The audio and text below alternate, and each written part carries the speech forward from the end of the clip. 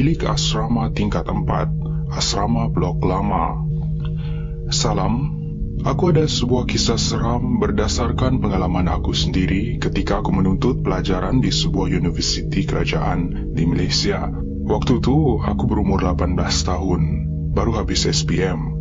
Dipendekkan cerita, tiba masanya aku mendaftar, dan apabila semua sudah selesai, aku pun masuk ke bilik asrama. Semasa mendaftar, aku mendapat bilik asrama di tingkat 4, di sebuah bangunan asrama lama. Memang agak buruk sikit, aku dapat tingkat paling atas, iaitu tingkat 4. Bilik yang aku dapat tu adalah untuk 2 orang, tapi buat masa ni, hanya aku seorang sahaja. Memang aku rasa gembira sikit, sebab aku duduk satu orang bilik ni. Tiadalah serabut sangat dengan suasana bising, luas pun luas. So tiba di bangunan asrama, aku menaiki tangga. Memang boleh nampaklah ramai student dengan parents diorang angkut barang. Memang agak meriah, ramai orang. Aku teruskan berjalan. Aku naik satu tingkat, pun sama ramai student. Satu tingkat lagi pun ramai juga student. Begitu juga dengan tingkat yang seterusnya. Tapi sampai je aku di tingkat aku, tingkat 4, aku tengok langsung tiada orang. Oh, lupa aku beritahu. Aku waktu itu sedang bersendirian. Aku tak bawa mak dan ayah. Aku tak nak menyusahkan dorang. So di tingkat 4 tu, aku dapat rasa aku seorang je yang duduk di tingkat 4 sebenarnya. Tak kisahlah. Masuk je dalam bilik, aku terus berbaring. Walaupun bangunan lama, tapi bilik aku tu selesa sangat. Tak panas, kipas pun kuat, katil memang tebal dan empuk. Dan tak lama lepas tu, aku terlena.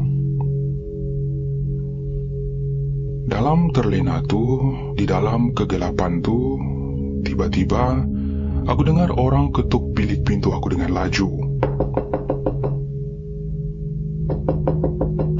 Mula-mula bunyinya sayup-sayup saja. Waktu kedengaran sayup-sayup tu, aku seolah-olah dah sedar diri dari lena. Tapi mata aku susah nak dibuka, badan aku susah nak bergerak, seperti kena tindih. Ketukan pintu tu terus berbunyi.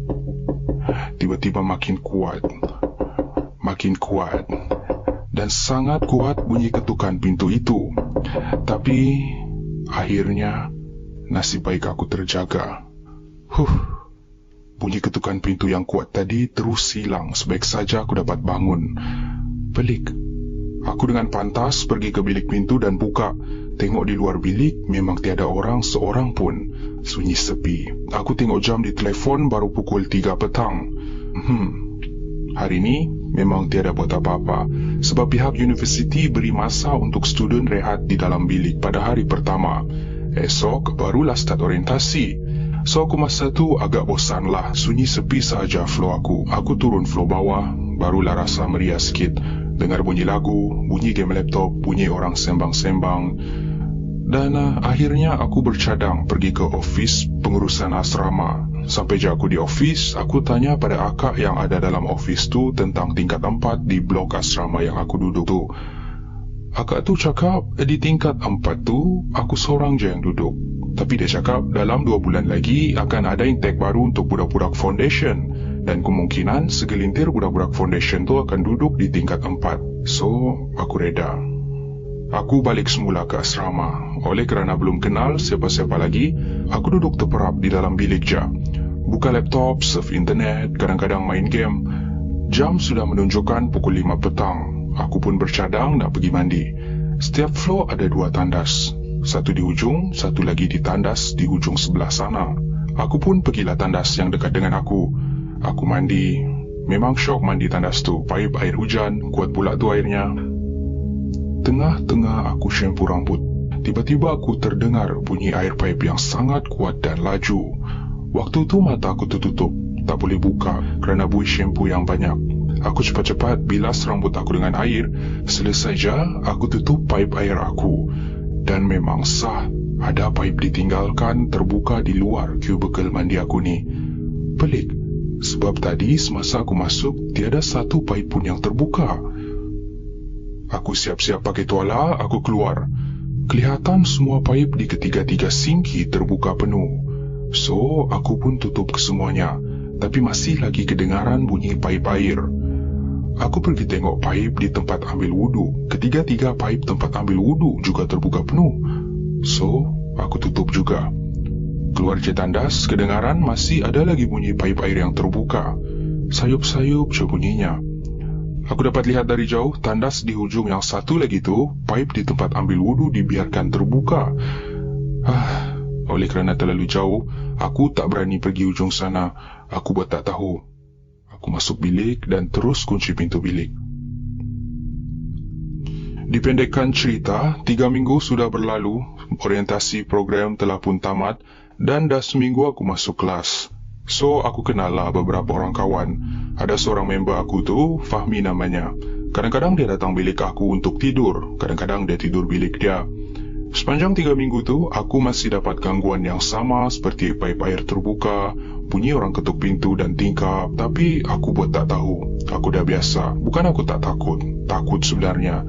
Tapi aku buat tak tahu je. So, selepas 3 minggu, hari ini hari Jumaat, minggu depan, Isnin, Selasa dan Rabu, cuti raya Cina. So, aku bercadang nak balik kampung lah. Nak cerita jugalah kepada parents aku suasana di universiti. Jumpa kawan-kawan lama. Fahmi tak pulang ke kampung. Dan adalah beberapa orang yang stay di asrama. Di setiap floor tu, maybe adalah dalam 5-6 orang tak pulang ke kampung. Nak dipendekkan cerita, selepas aku balik dari kampung, hari Rabu.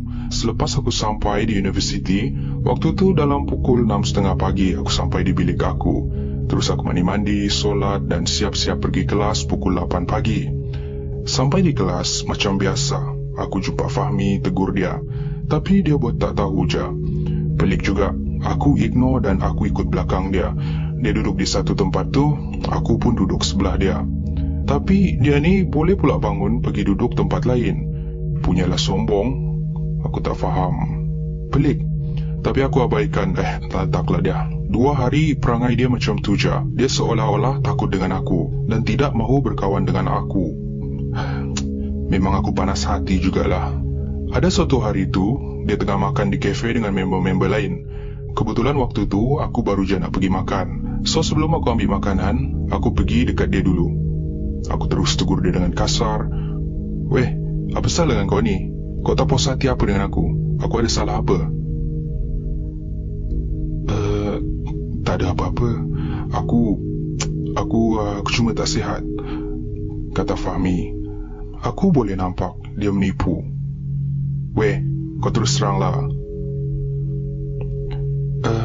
Kau tak takut ke duduk sorang-sorang kat tingkat 4 tu? Tanya Fahmi. Takut? Takut apa? Hantu? Jawab aku. Ya, hantu. Aku tidak terkejut dengan pertanyaan Fahmi itu, tapi aku masih lagi keliru. Kenapa sikap dia berubah? Aku pun memutuskan untuk berterus terang. Okey, aku memang pernah kena ganggu. Dan aku ceritakan segala gangguan yang aku pernah kena. Aku cerita semuanya. Dan aku sambung lagi. Kalau kau nak tahu, dalam 3 minggu tu, banyak kali jugalah aku kena ganggu. Tapi aku buat tak tahu je. Fahmi yang sebelum ni nampak takut dengan aku, seperti cuba memberanikan diri dan bertanya, Kau ada belah Saka tak? Saka? Apa kau cakap ni? Aku jawab dengan marah. Fahmi tanya lagi. Masa cuti tu kau ada balik asrama ke? Aku jawab. Aku cuti kat kampung lah. Kau pun tahu aku suka datang lewat last minute. Subuh Khamis baru aku sampai. Fahmi balas. Okey. Aku terus terang. Cuti raya Cina kau balik. Tapi aku stay kat asrama. Roommate aku pun balik kampung juga. So kadang-kadang aku pergi bilik Tayyub, tumpang tidur kat bilik dia. Dan kadang-kadang aku tidur seorang-seorang kat bilik. Hari Senin masa tu aku tengah bosan gila, tak tahu nak buat apa. Toi pula pergi keluar jumpa Wei. Aku duduk atas katil, baring-baring belik telefon. Dan tak lama lepas tu aku tertidur. Tengah syok aku tidur, tiba-tiba aku dengar orang ketuk pintu bilik. Ketukan tu kuat dan berterusan, tak berhenti. So aku terjaga. Aku tak buka lagi pintu. Dan pintu tu masih lagi diketuk. Langsung tak berhenti. Pelik gak aku? Tak letih ke ketuk pintu lama-lama ni? Aku memang masa tu malas nak bangun. Mata aku tu sangat susah nak buka. Yelah, waktu tu aku memang mengantuk gila. Tapi pintu tu diketuk je memanjang. macam orang gila yang ketuk. Aku pun gapai dulu phone aku. Aku tengok jam di phone sudah pukul 3:30 pagi.